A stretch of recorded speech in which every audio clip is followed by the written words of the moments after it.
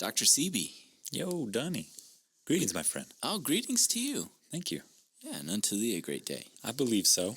Yeah, happy 2025. Is it too late to say that? No, I think we continue that. Okay. All the way.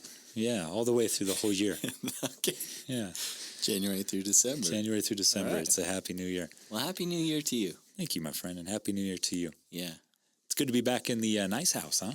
Nice house is always nice. Oh, it's always nice. I like a good interview. Yeah. And that's what we got on the docket for today. I think so. Yeah. Yeah. So tell us a little bit about who we got, because this person has done a lot. Yeah, buckle up, my friend. This is good stuff. Today we're going beyond flag with a cross-functional, impact-driven leader who possesses extensive knowledge and experience in the realms of politics and economics, and goes by the name Eva Putzova. Eva was born in Czechoslovakia, current-day Slovakia, where she spent her youth and established her educational background. She earned a master's degree from the University of Economics in Slovakia, and then eventually immigrated to the United States, specifically Asheville, North Carolina. Yeah. So Eva made her way west and landed in Flagstaff, Arizona, nice, around the early 2000s. In her Flagstaff tenure, Eva has worked for a variety of organizations and developed many successful programs and propositions. She was elected to the Flagstaff City Council in 2014 and led the Citizen Initiative to increase the minimum and tip wage to $15.50.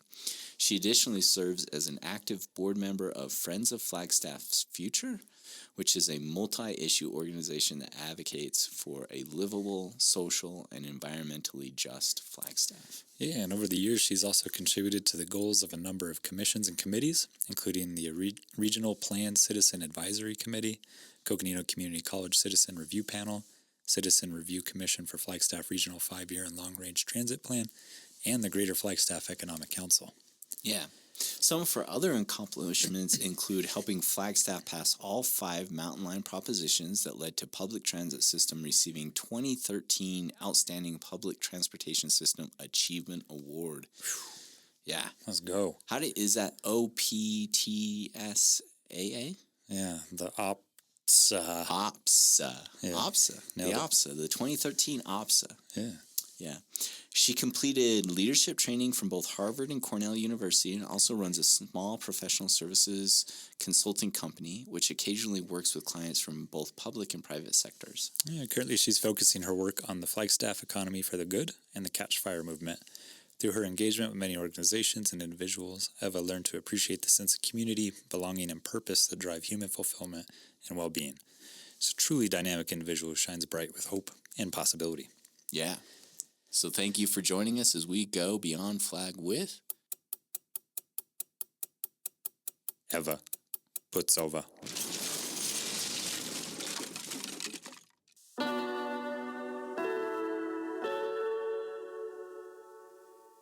Welcome to Beyond Flag, a Beyond the Pines production, created by, with, and for the people of Flagstaff, building connection in the town we love. We are your hosts, Dr. Daniel J. Phillips and Cody Bayless, also known as Dr. Chinchilla Nice Nice. Thanks for tuning in as we go beyond flag, straight from the dunny of our observatory.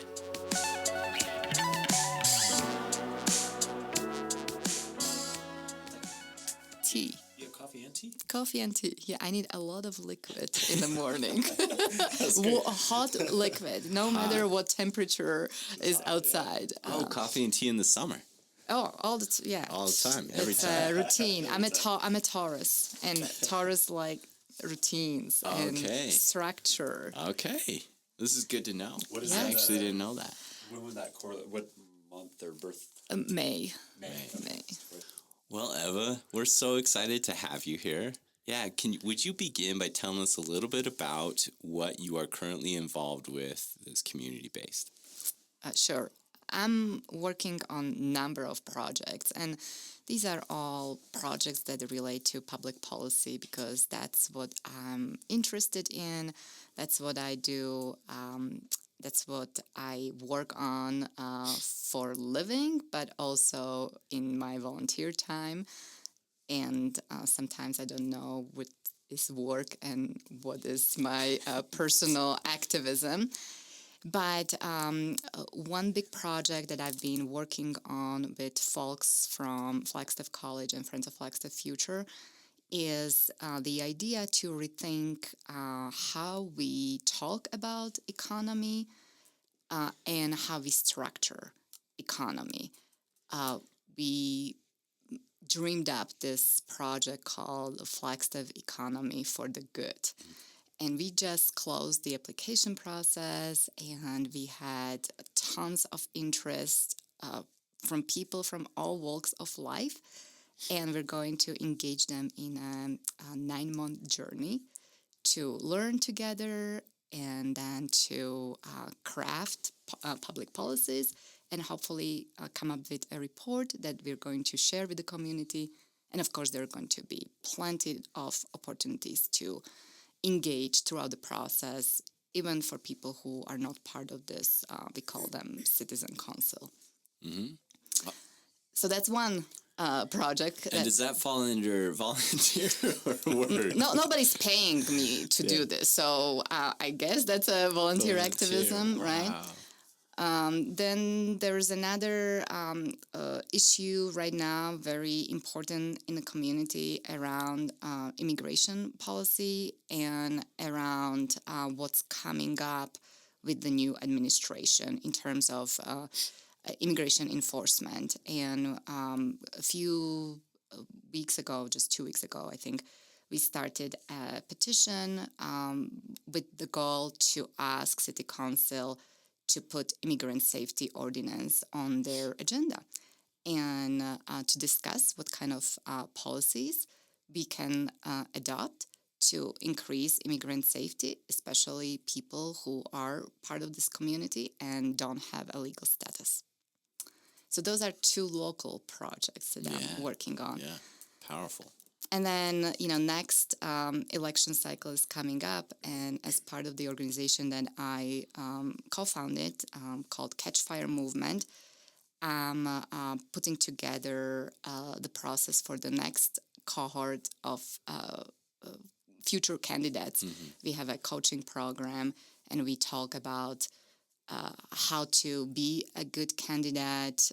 We work with across the board progressives.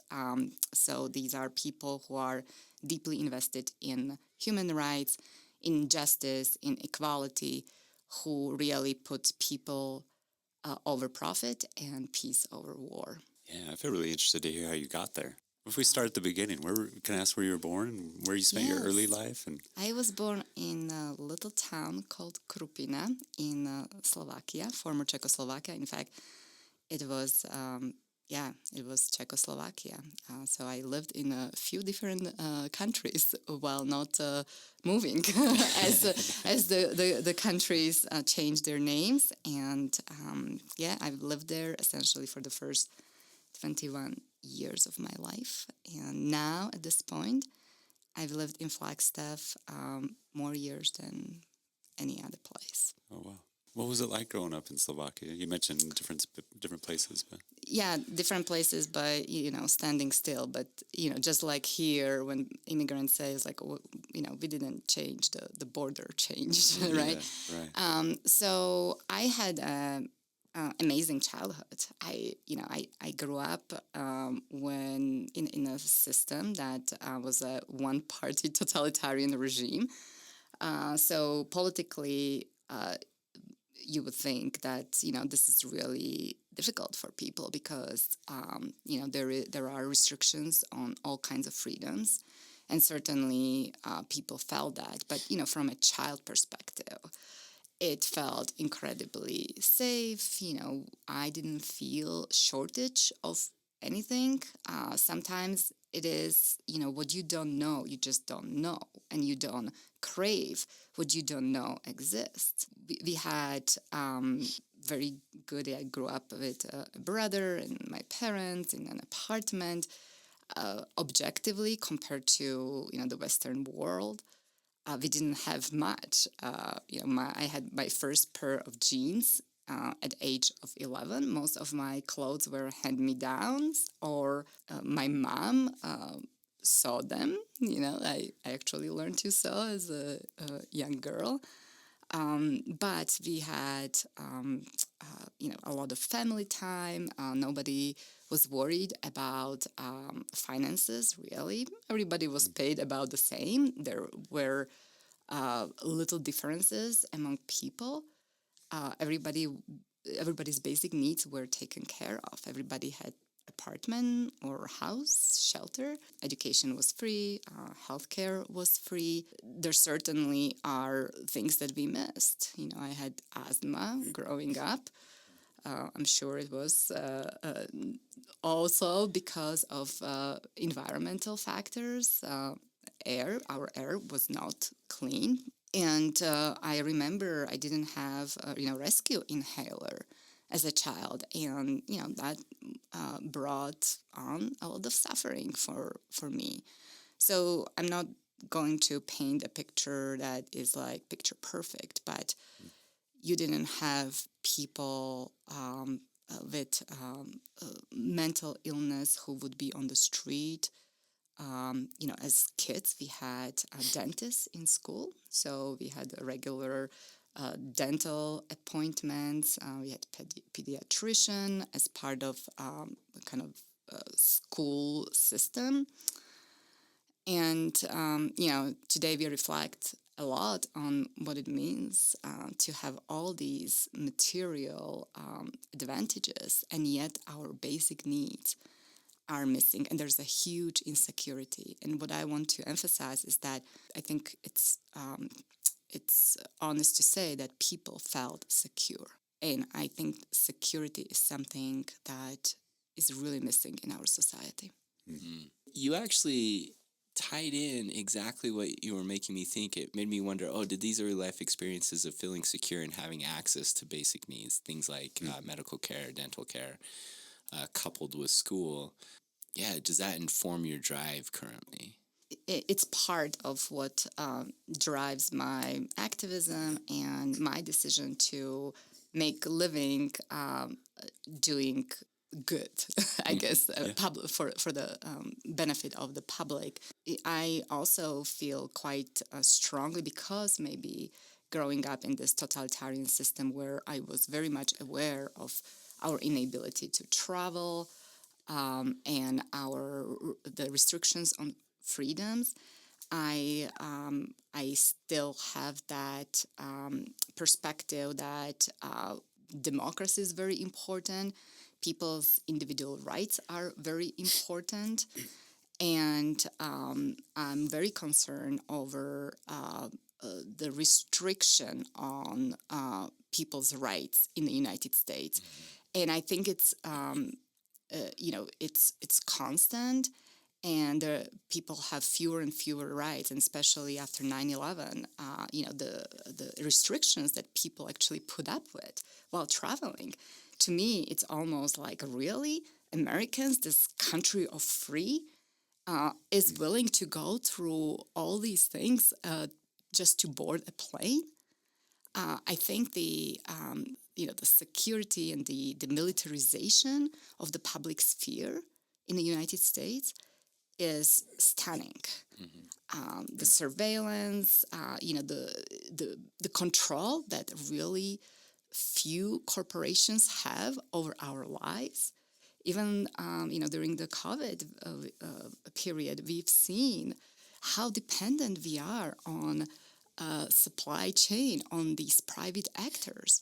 And when something breaks down, there is no system. There is nothing to help people.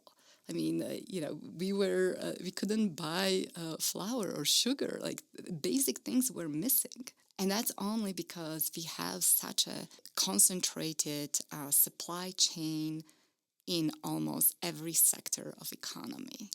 And we have very weak public systems.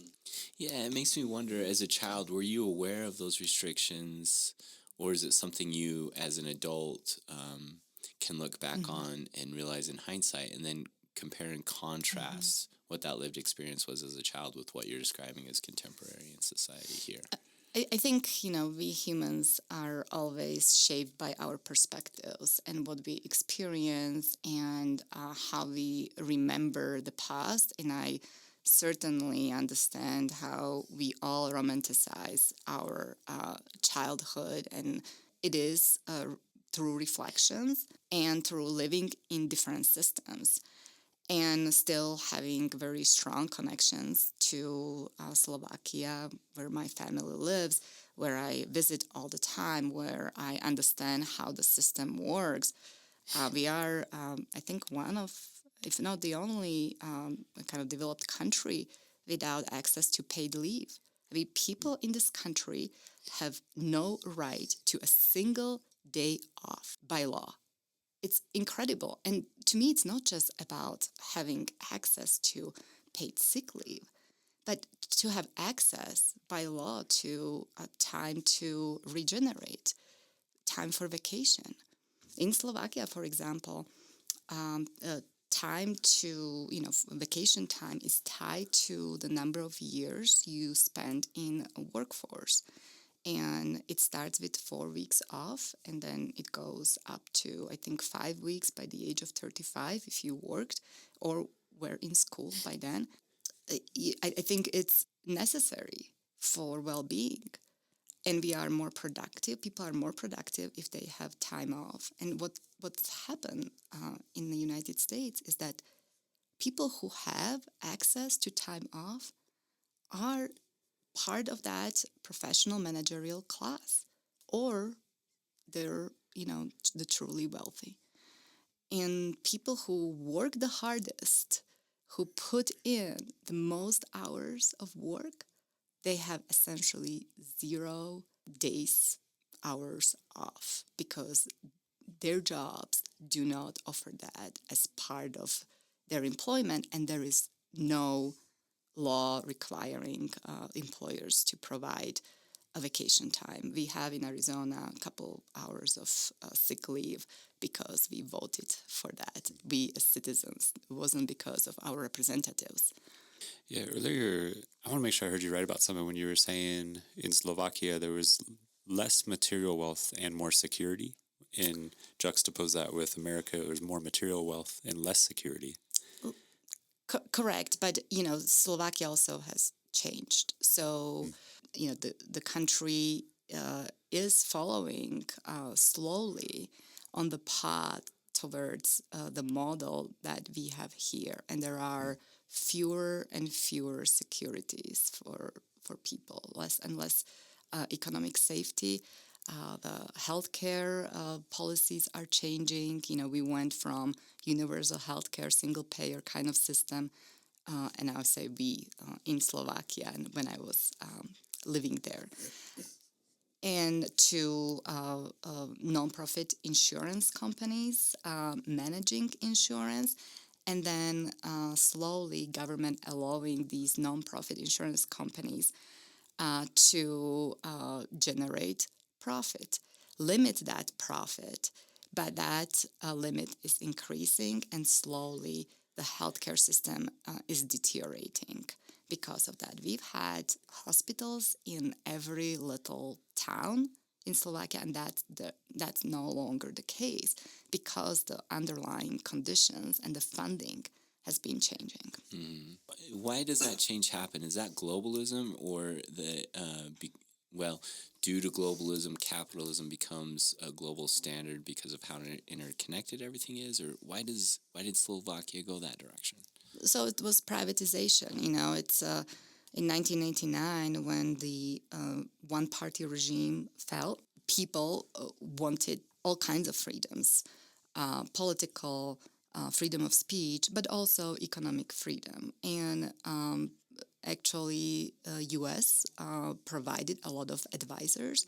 In fact, some of those advisors that crafted the privatization process now report regrets about their role they played in Eastern Europe, because there was that change people on, put all the state-run businesses into private hands, but a lot of those private hands saw these newly acquired businesses as a way to become rich quickly, and they extracted all the productivity and all the wealth of those businesses for their own personal enrichment rather than building those businesses to serve the society in the long run.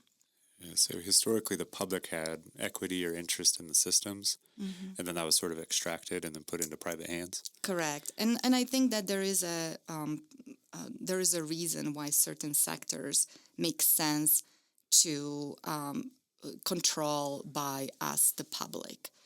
And I think we get better outcomes, better results when there is no profit-making interest in that. And I would say that education, healthcare, and perhaps energy generation as well are among those systems where we benefit if we remove the profit-making interest or that motive.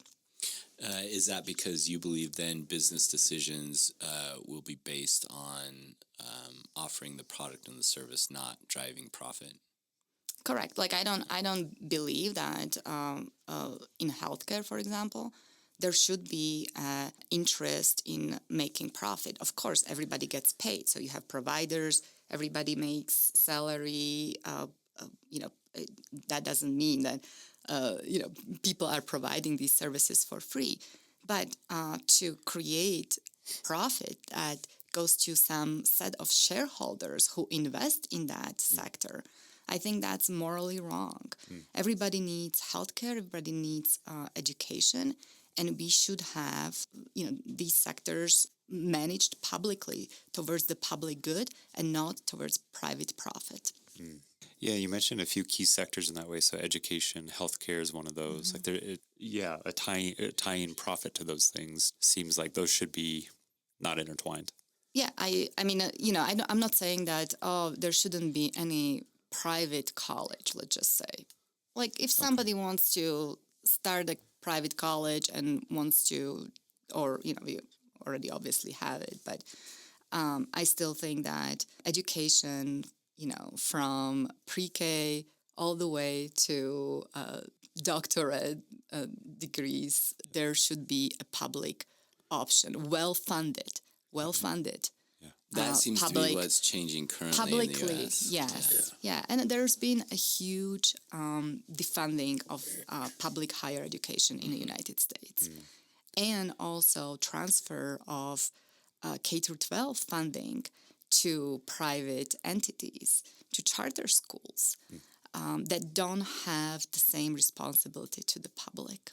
Gotcha. So there's kind of this wave that's happening in which it's shifting from a public interest to more of a private interest. Correct. And there are different standards. Suddenly these private entities don't have to follow the policies that we set for the public entities. There's less scrutiny. You don't have to have even teachers with the same credentials because they are essentially private business. And I think there's, like sometimes we talk about nonprofit. Oh, they're nonprofit. But oftentimes these nonprofits, they contract with for-profit. So you can have a charter school that is a nonprofit like in Arizona, but who are they contracting with for the services? They have a management company that is for-profit. So that nonprofit status of a charter school is just a cover, it's just a layer, but underneath it, it's all for-profit businesses that providing services to this nonprofit. And so in essence, they behave as for-profit entities.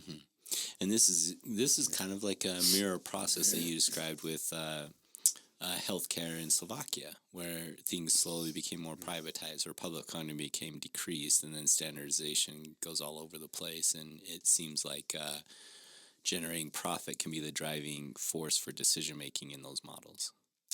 I would agree.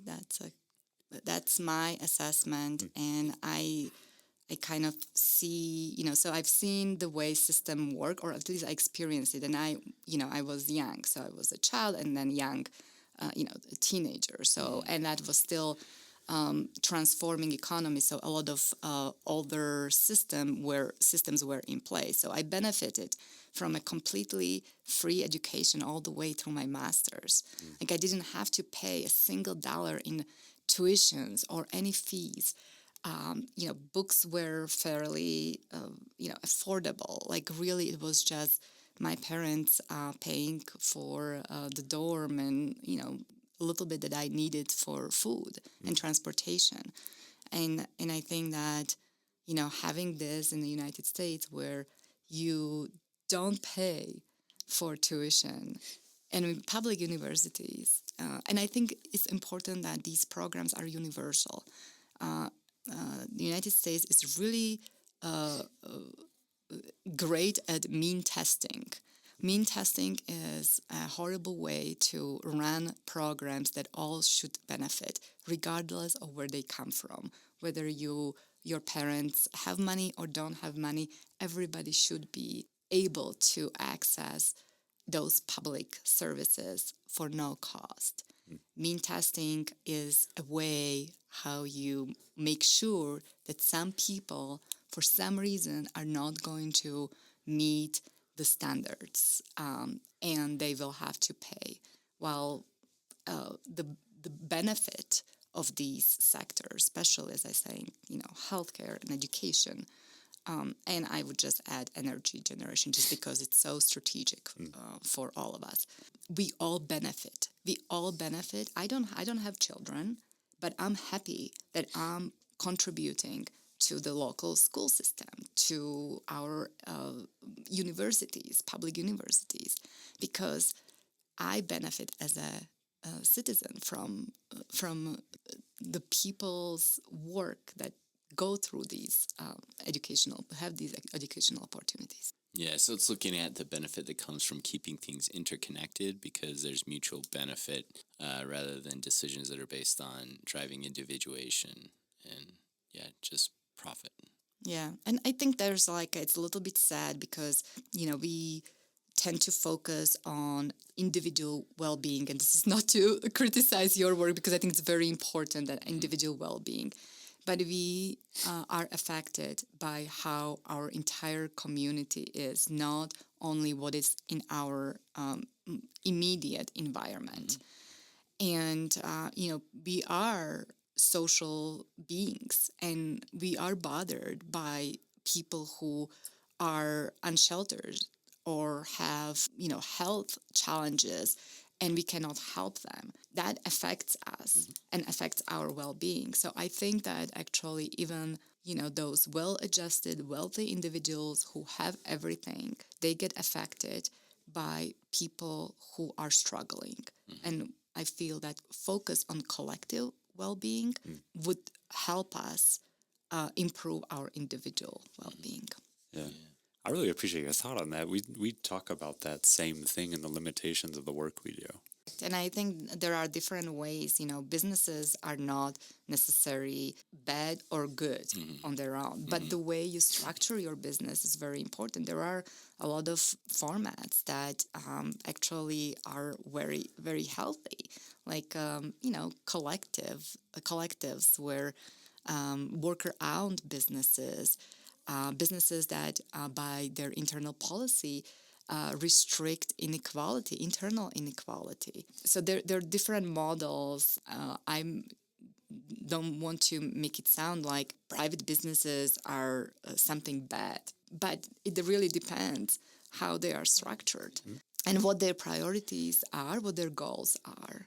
And, corporations in the U.S., by law, they are required to put profit of their shareholders above all other benefits that they could bring to the society.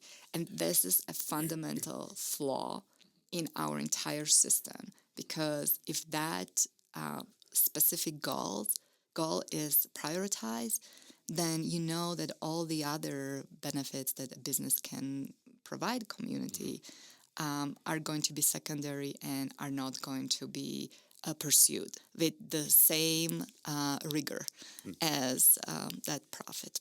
Yeah, a wise immigrant to our country recently stated that every CEO has an obligation to maximize profits for the business regardless of wealth of the company. That was Elon Musk in all his wisdom. Turns out. Talking about, everyone should just back off the CEOs because their job is to maximize profits at any cost. Yeah.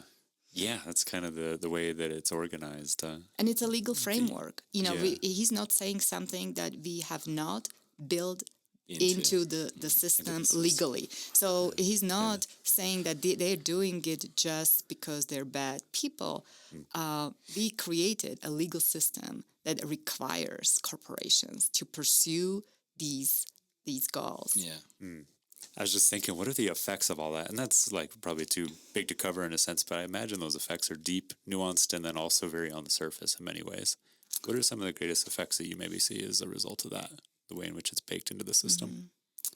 Well, I'm going to talk about what I'm going to talk about, regardless of what the question is, right? That's what politicians do. But They just don't own it like you do. I appreciate it. I was just going to blow right through that. bringing the conversation a little bit down, to things that people can relate and that is part of the community conversation. So, I think it's very important that we just don't talk about what are the effects and, how horrible things are, but also talk about what we can do. And there are public policies and, Flagstaff voters, residents were smart enough to vote, for example, for raising the minimum wage. If you remember, in December of 2016, a minimum wage in Flagstaff was $8.05. If it wasn't for the state minimum wage initiative that was on the ballot in 2016 and our local, that would be still our minimum wage today, $8.05, right? And, that we're talking, times 2,000 hours a year is, around $17,000 a year. And I don't know who can live on $17,000 a year in Flagstaff. And so I think there are important policies that if our representatives are unwilling to legislate in those areas, that we as people organize and pursue these policies through the tools that we have, like ballot measures. Yeah. Not feeling disempowered by putting the weight all on the representatives, but taking the power. Right. I mean, we have a representative democracy, and I think it's very important, and we are carefully choosing who to represent us, but not always they come through. And, if we allow a particular policy to go unchanged for too long, then the impact on the community is great. And I don't think that, raising minimum wage is necessarily the only tool that we have to address the issues in our economy, because there's other things like housing, right? There's cost of food.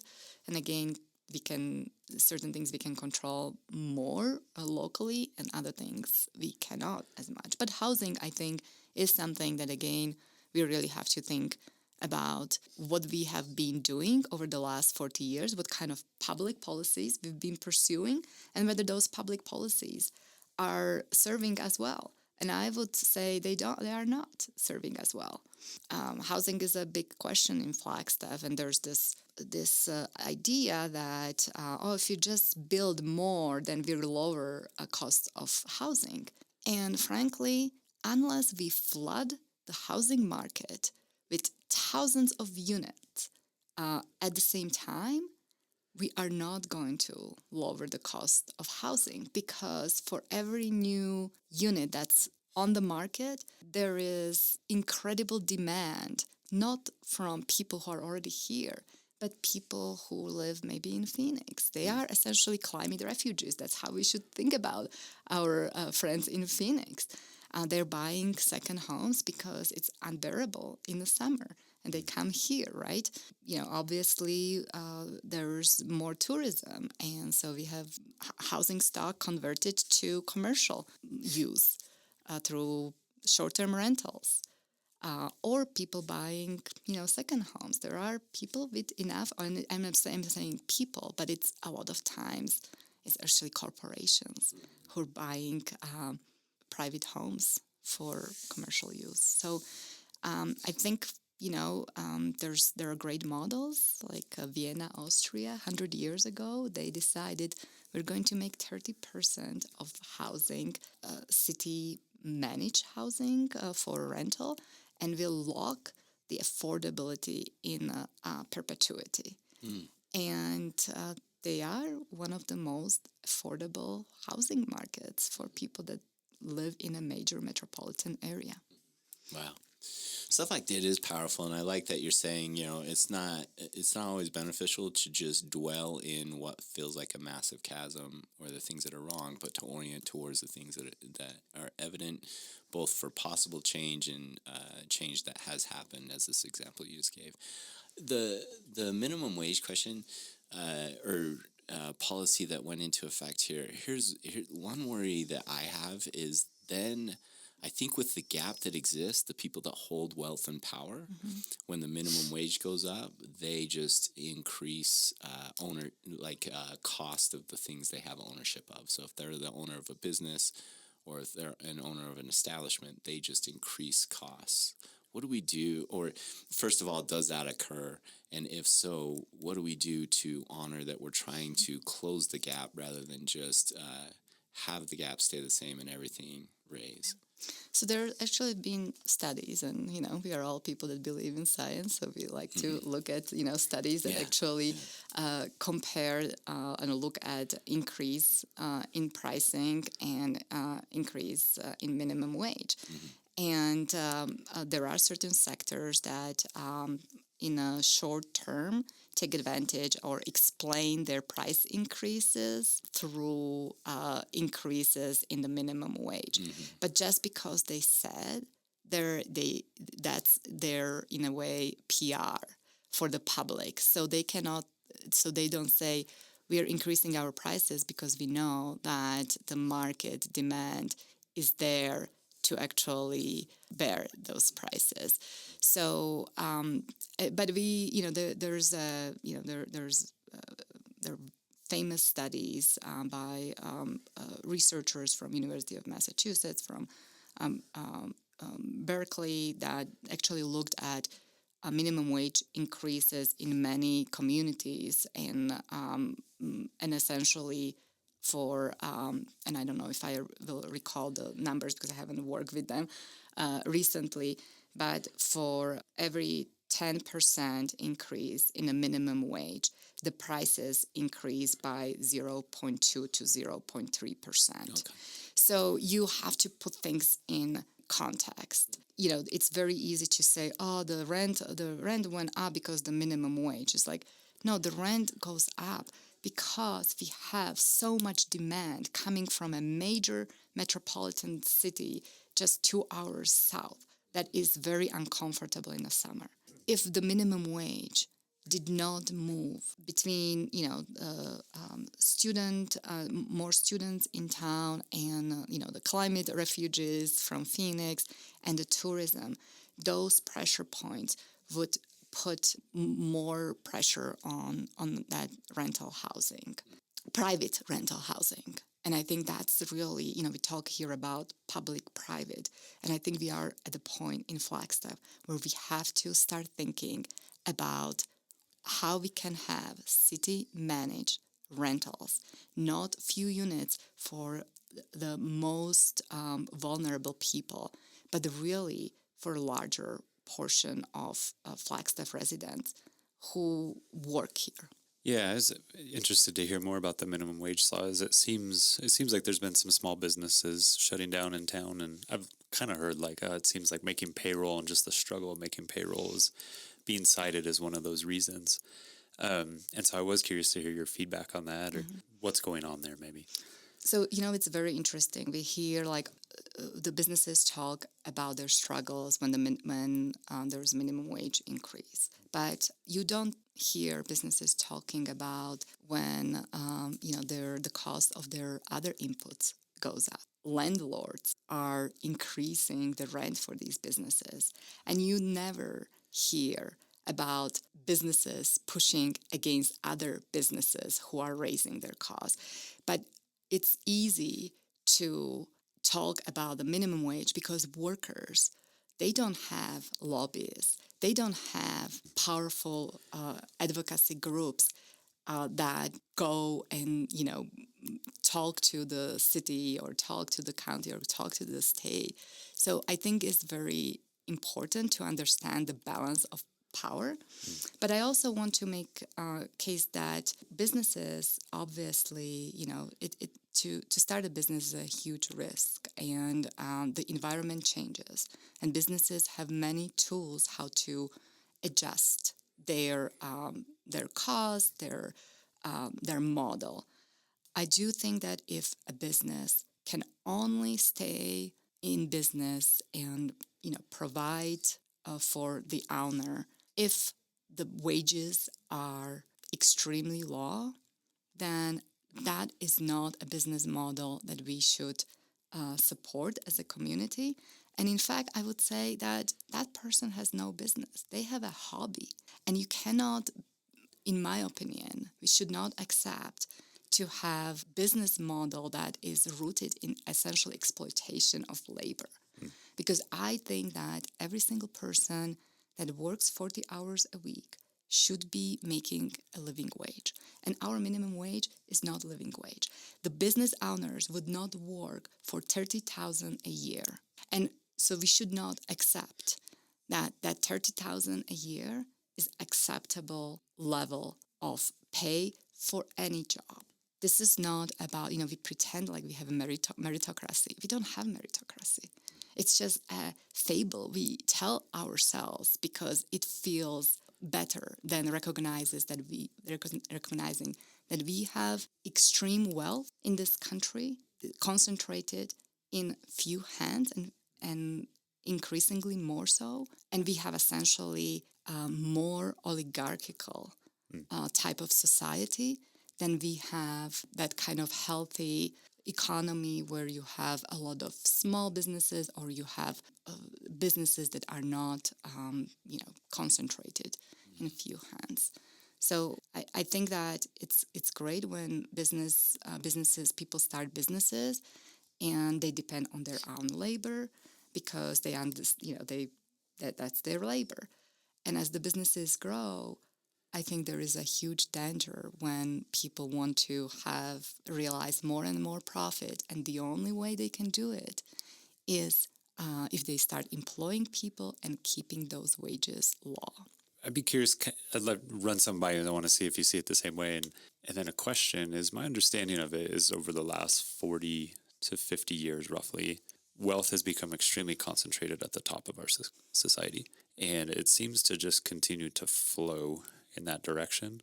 Less people are earning more wealth or obtaining more wealth. And I feel curious to understand what does it look like to redistribute that wealth if the middle class continues to shrink and shrink is the way I understand it? I guess one, do I understand that correctly? And two, what would be maybe the solution to that, or what would be an approach to that? So you can do it kind of from two angles, in my opinion. One is through universal programs that provide for the important basic services. When I say basic, I don't mean the minimal. I mean basic in terms of fundamental, important, right? So education, healthcare. Because I think when we talk, I think that public education should be the most excellent education. I think public housing should be the best housing we have. Those units should be safe. They should be beautiful. There is no need for universal programs and public good to be the worst. So I think one way is to invest in these kind of programs that everybody will benefit from, and that will raise the floor for a lot of people. And I think then there are other tools that we should really put in place, like taxing financial transactions. when your labor is taxed at a much higher rate than your investments, your financial investments. I think they are at 15%. And I think that's something that's problematic, that making money is taxed less than your own labor. So that's one. So like really, our financial system needs to be adjusted, and I really think that for example, our Social Security cap should be removed right now. And I don't know exactly the number. It used to be a few years ago. Your income over $130,000 was not taxed for Social Security. If anything, it should be the other way around, right? Like, why, if you make $600,000 a year, why that, that difference between 130, it may be a little bit more right now, and the 600,000 is not taxed for Social Security. Again, our system is designed that, the more you have, the more you're going to have. And I think we have to rethink that. And that those are big decisions the jurisdiction over those policies are not in our hands locally. But people who run for local offices eventually run maybe for state level offices, and maybe at some point for Congress, just like I tried in 2020. Yeah. Would you be willing to share about your experience in that? It was a fascinating experience. Yeah. Like the one thing I'm talking a lot about, like, what are the problems in American society, but I actually think that there's something really great about our system in terms of the fact that everybody can actually run for office. It's not easy, but the barriers to run are not great. Barriers to win are huge. And there is a huge advantage of incumbency. This is, we have two parties monopolizing the political system. I think this is a big problem, but our system is designed that way. So, oftentimes in politics, conversations about the third parties, but, there's also saying that it would be good if we have the second party, right? Who are these top two parties is really the question. It's not whether, like, the third party is a problem, but it feels, I think, for a lot of people, that these two parties are so close in their actual interests. The regular people are left behind, and we see it based on voter turnout. And I would not focus on, the general election voter turnout during presidential year, but I would focus on primary voter turnout. And primary voter turnout is across districts in the U.S. around 30% or less. And when you think about it, most our districts are not competitive, meaning that it's the demographics skew either towards Democratic Party or Republican. That means that 30% of people essentially make the decision who will represent us, because the decision is not made in the general elections. It's made in the primaries. And that's one of the things that, with the organization Catch Fire Movement that I co-founded, and we want to change. We want to bring people to vote in the primaries, because that's when their vote matters disproportionately. Yeah. I'm super interested to hear a little more in which you're saying the two parties are actually much more similarly aligned. I think when the optics of it, particularly I think of like a domain like social media, is how different they are. And the right is this and the left is this. And there's very much seems like mudslinging, I guess. And I was always understand there's actually a lot of similar interests. And so I was wondering if you'd be able to speak to those, or willing to speak to those. I'm no longer impressed by speeches and by what people say, but I'm very interested in what they do. And when you look at action, and especially in action, that tells you what the values are and what they're really interested in. And, remember from, 2017, Trump passed tax cuts for the wealthiest people. We just are concluding 4 years of Democratic Party being in charge, and those tax cuts are unchanged. And that is after 2 years of the Democratic Party having control of all three branches of our government. And we have to remember, it's very difficult for a person who has family and, so many obligations to stay on top of what is changing, what is not changing, and connect the dots. And I think if we have to articulate, at least those of us that are aware of how the world works and doesn't work, to connect those dots and provide a narrative that, because I don't think, the conflict is not so much like a right-wing and left-wing ideology. The conflict is the haves and have-nots.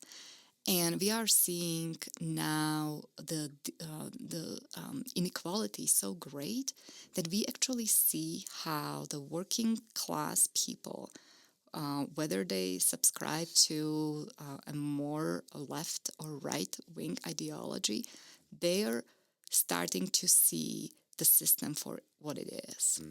Yeah, it seems to be coming more on the surface. There seems to be a lot of anger around that.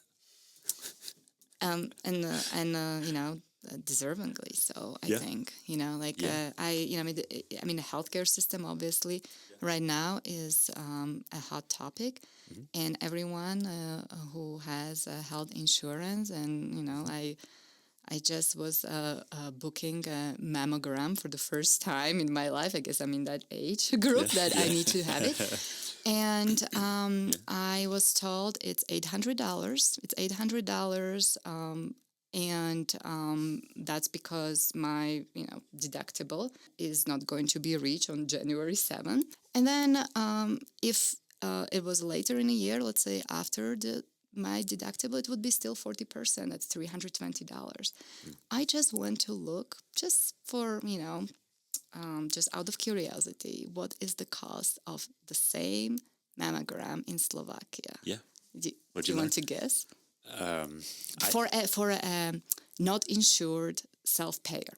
You walk in, you visit Slovakia, and you go, hey, why don't I get a mammogram in this private clinic? Okay.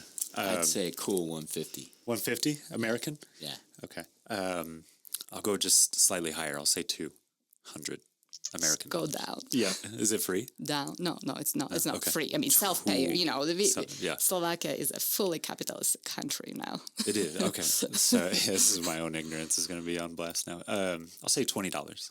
Well, it's a little more, but it's 60 euros. It's 60 euros. So Cody just went from Yeah, it's going to selling the point to undermining the point. so right in the middle. So think about the logic. I'm a very logical, analytical person, right? And I go like, okay, I can pay $800 on January 7th when it's scheduled, or I can buy an airline ticket, go see my family, and get that done for 60 euros. What would you do?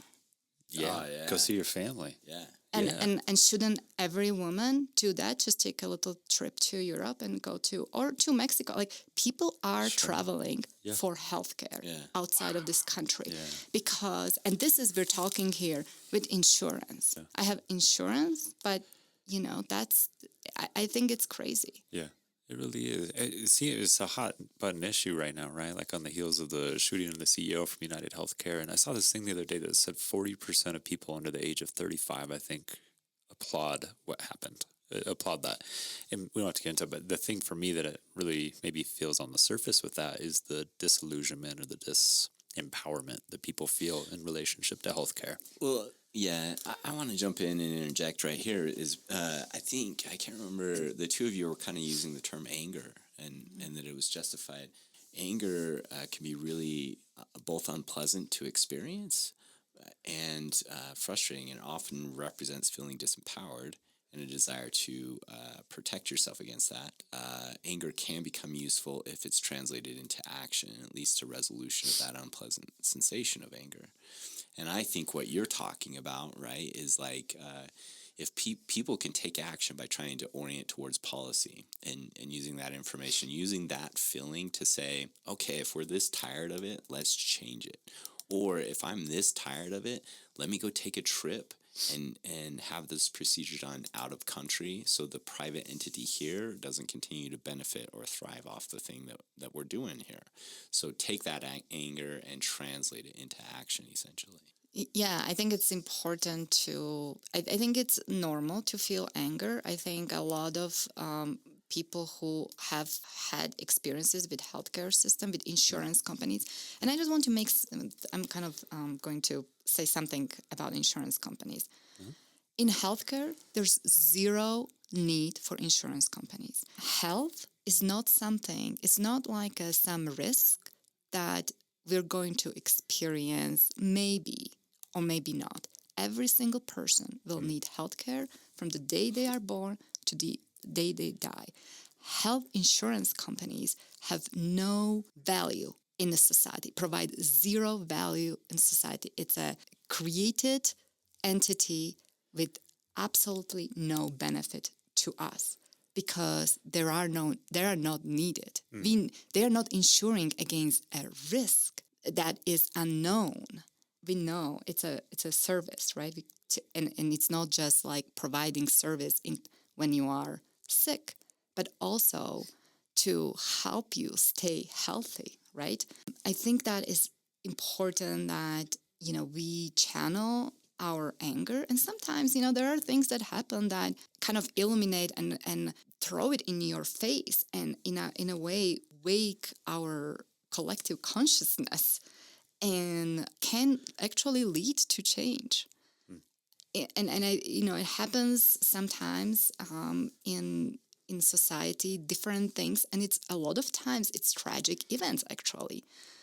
Disasters can lead to change. Oftentimes, however, there are other interests that, and just talking about economy, our economy is structured in a way that every economic transaction is valued. And that's the fundamental flaw. Whether that economy is rooted in serving or recovering from disasters, or whether that economy is rooted in creating something that improves the community, we value those transactions just the same. And that's what we need to change, is to think about the kind of economy we want to structure. And that this, disaster capitalism that has flourished in the United States and is doing so well is very detrimental to our communities. Gosh, it's staggering to hear you speak to like the way in which insurance companies add no value. They have zero value. Just a quick Google search, and it says in 2022, the U.S. individual health insurance market was worth $1.6 trillion. I don't know if that's true, but to the shareholders. And so, is that a value? Like in a not clearly in a financial terms, it has value to someone. Yeah. To kind of put it practically, you did this earlier, and I want to follow your model that you gave earlier. Is to put this kind of abstract discussion into practicality. Mm-hmm. There was a point at which, when I was early married, in the early part of my marriage, we did not have health insurance. And there was a few things that happened that we had to go to the ER for. One of them being that I dislocated my elbow. And so we had to pay out of pocket, mm-hmm. right? And it was incredible to me because it was really informative. I learned that the doctor can charge you, and then the hospital can charge you, and they both can charge you for the same service provided because the doctor provided the service and the hospital provided the space of the service. And all of that was kind of confusing and disorienting and a little frustrating, admittedly. But I totaled all of the bills, and I averaged out, after paying all of those, so including ER visits, which are pretty expensive, if we had paid insurance, a monthly premium based on the average premium over the time that we didn't have insurance, we actually spent less money paying out of pocket than we did paying insurance monthly over that period of time. And it's like you say, health things happen. So healthcare is always going to be needed. Sometimes it is a surprise for what is needed, but it's not a surprise that healthcare is needed. And in that period of time that I didn't have insurance, I actually would have saved money. I would have be able to put money in the bank. So if I just had a bank account where I accrued money, or these co-ops that do exist where people pay money to the co-op and the co-op covers it when it pops up, that's like removing the middleman that profits from driving it up and trying to deny claims or other things like that. And that can work in a specific example where that was relatively minimal cost. Mm-hmm. If you face something way more difficult, then that approach would not work. But the approach that would work is for us to, each of us, to pay, $2,000 or $3,000 a year instead of $10,000 that we pay currently while we are healthy, right? Or like we pay this is a normal $10,000 goes out of the door just because you pay health insurance and a little bit of, out-of-pocket cost. And if we had that kind of system where everybody is in, we eliminate all those health insurance companies that essentially are deciding whether, your doctor charged, whether your treatment was necessary or not. Everybody would be taken care of.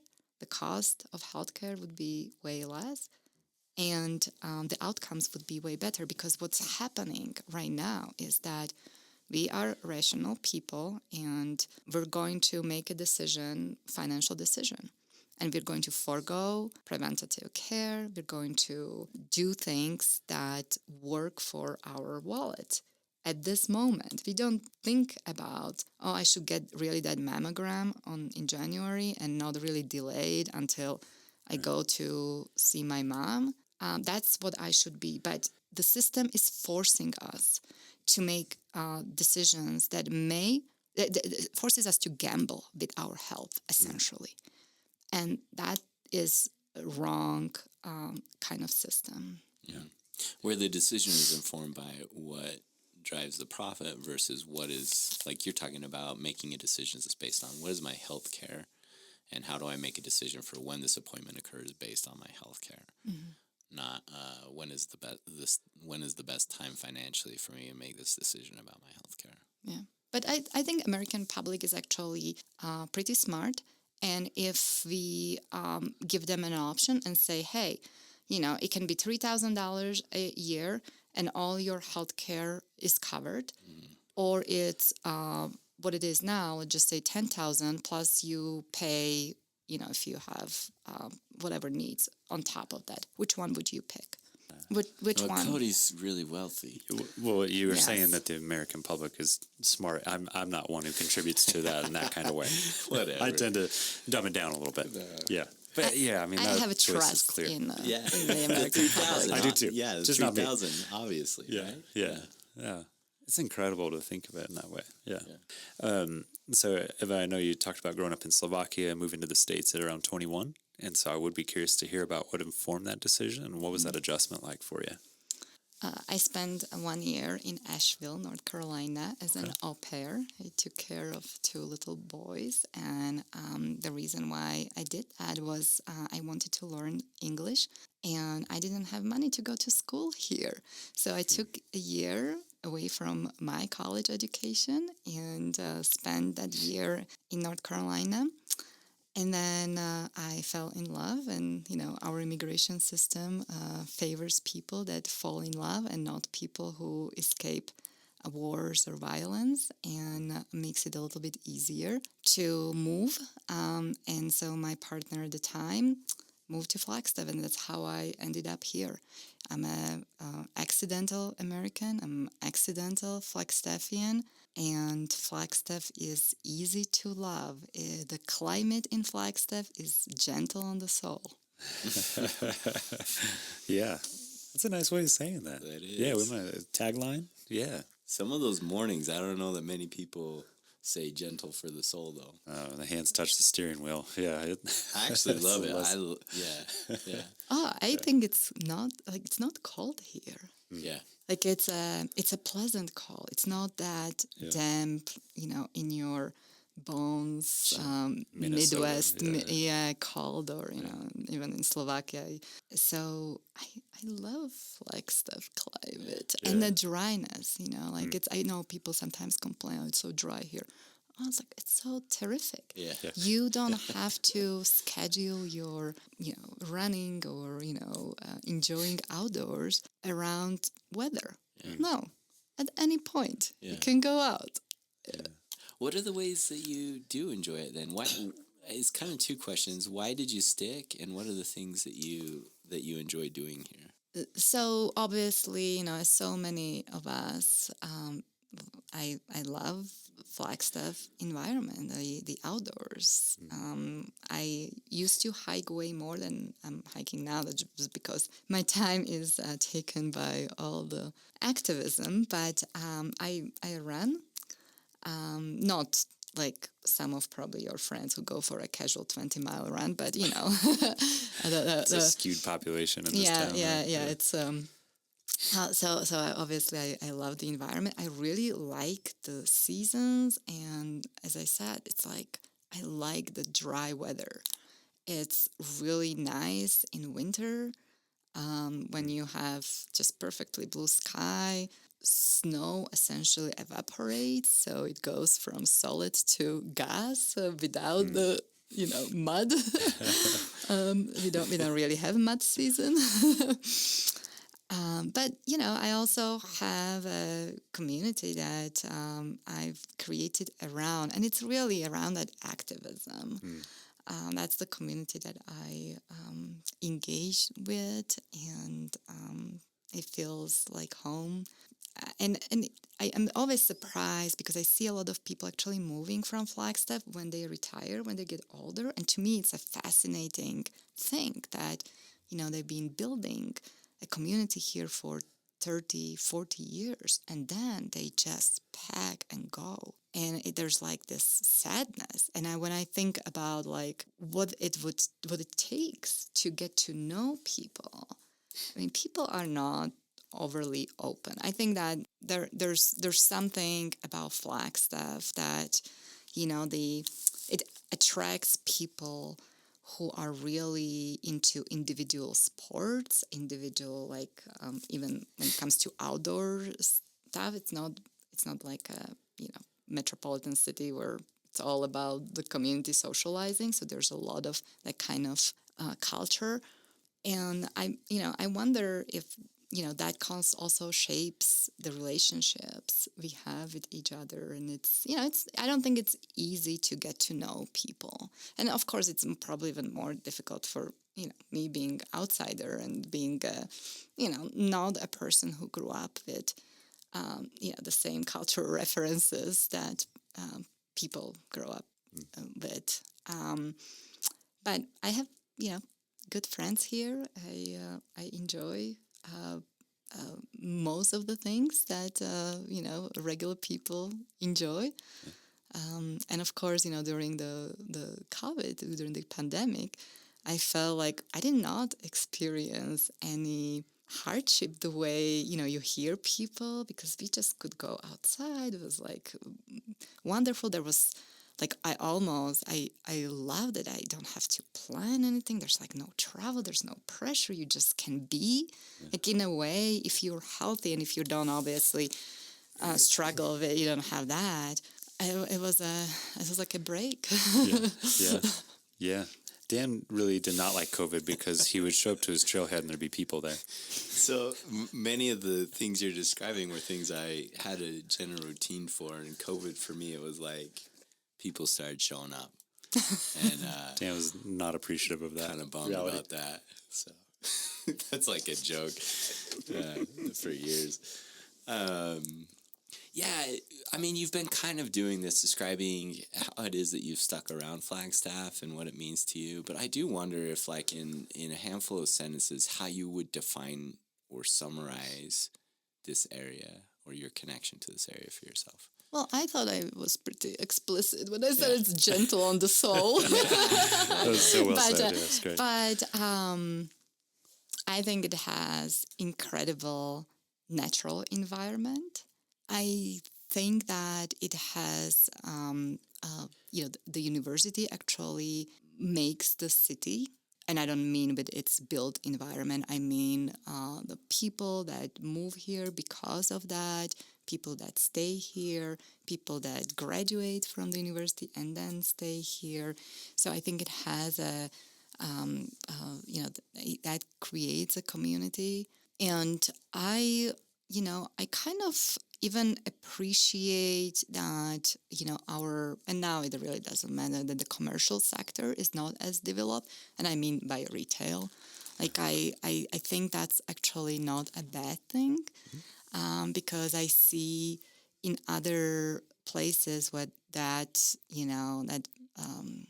the shopping culture is just really very empty, and I don't really think that's a good thing for communities, just to have a bunch of malls and places to go shopping to as way to socialize and as a way to interact with others.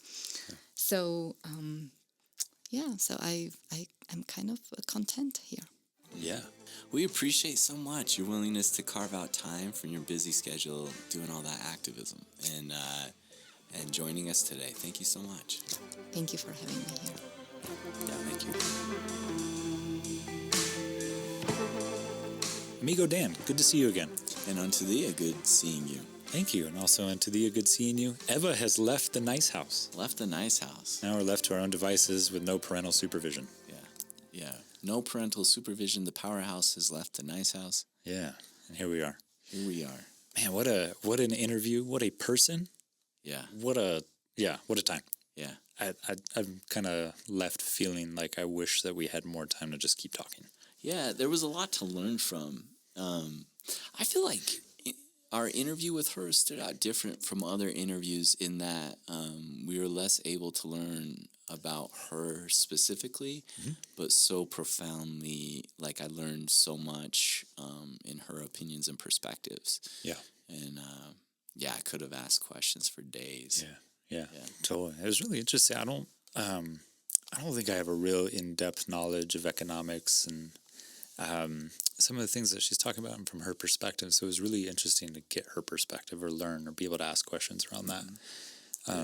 Something that really stuck out to me with Eva was, I think you even see this in our the intro here, but like just how many things she is involved with, and how many things she does that match what's important to her. Yeah. She had that quote, and she said something like, I'm no longer impressed by speeches and by what people say, but I'm very interested in what they do. And when you look at action, especially inaction, that tells you what the values are.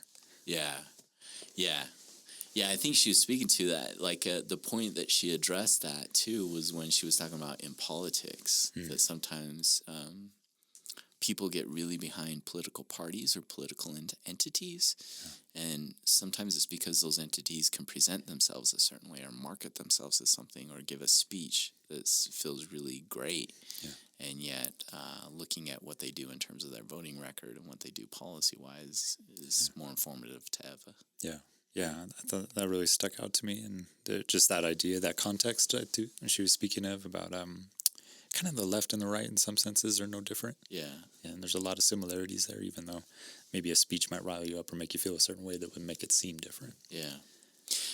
I really, man, I don't know if I'm going to be able to put this into words. The thing that stood out for me with her is how I think her upbringing in a different country and the way that upbringing went has an influence on her perception of economics in a way that I couldn't grasp, and that's what felt so informative in learning from her.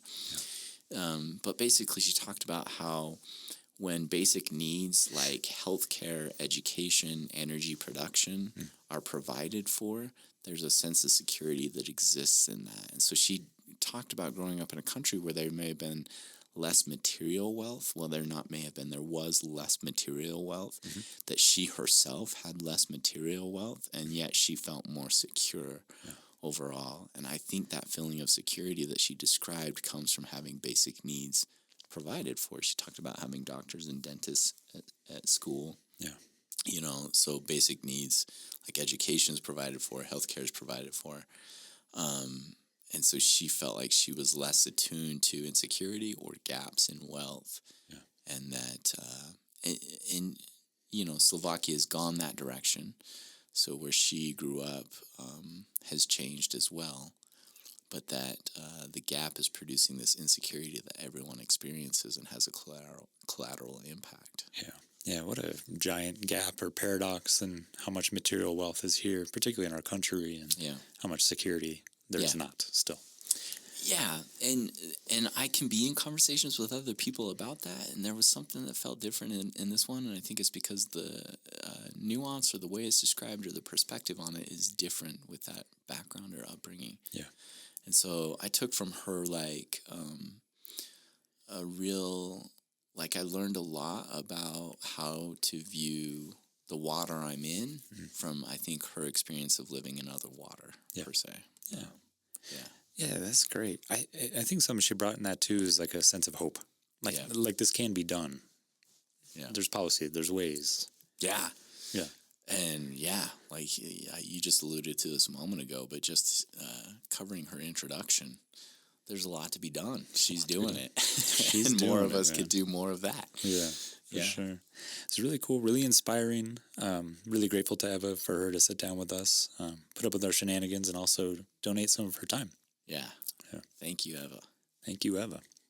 All right, well, why don't you take us out by shouting us out? No doubt. First episode of the year is in the books. Once again, thank you, Eva Putzova. You can always find us on the interwebs. We're at beyondflag.com, flag spelled. FLG. And then you can also find us on Instagram, beyond_flag, flag spelled. FLG. And again, you can check out our various shows and our podcast sponsorship packet. Yeah, check that out. Check it out. If you want to invest in this show and the connection that we're aiming to produce in the community, feel free to reach out. We'd love to partner and connect with you.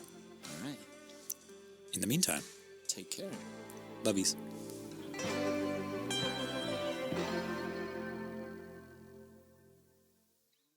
A dentist in school. Yeah.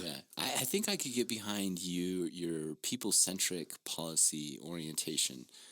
But if I think of myself as a child, I don't know that I'd want a dentist in school.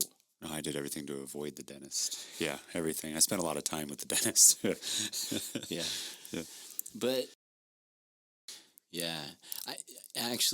I try and tell Cody all the time, just because you're really wealthy and you have a really good well-being doesn't mean that the rest of us deserve a little bit of your attention. It's hard for me to see that.